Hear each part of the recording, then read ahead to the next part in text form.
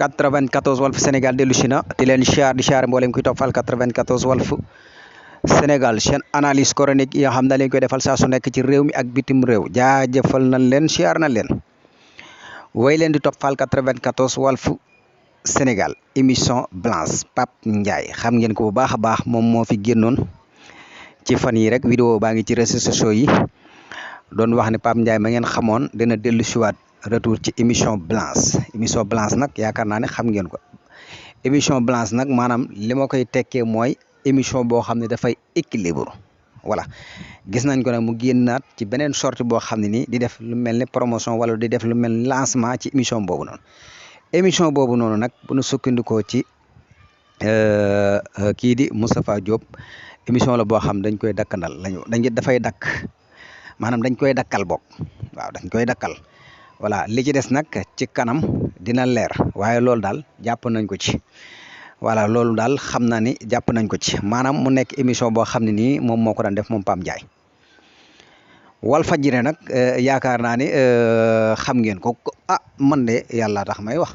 moom yàlla tax may wax li ma gis Walfadjri nekk na télé boo xam ne nii féetewuwut ak pouvoir yaakaar naa ne gis ngeen ko ñaan la gën a ëpp ñu muy féetale mooy askan bi kenn ku nekk ni ngay gisee man noonu laa gisee ci Walfadjri voilà dafa am yoo xam ne nii yaakaar naa ne borom ni mu ko tëralee ak ni muy doxee yaakaar naa ne loolu la ñuy gis ci taskatu xibaar ya fay nekk yëpp mu nekk nag ni Sénégal yi dañ daan wax naan Walfadjri mooy école des journalistes yi mooy école bi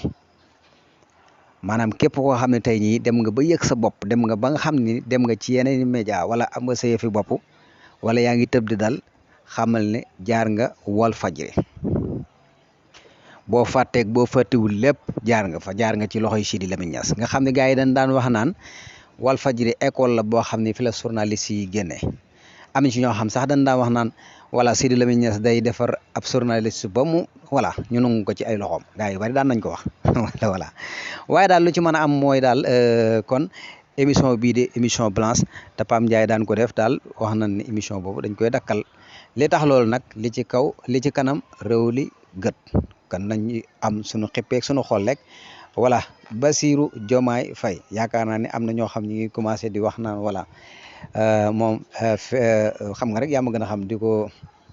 jéem a sànni ay xeer ak ya ci aju waaye amaana moom ku nekk xam na ni moom politique la ñu wax politique moom yaakaar naa ni gars yi moom dañuy joorante rek waaye nag na rafet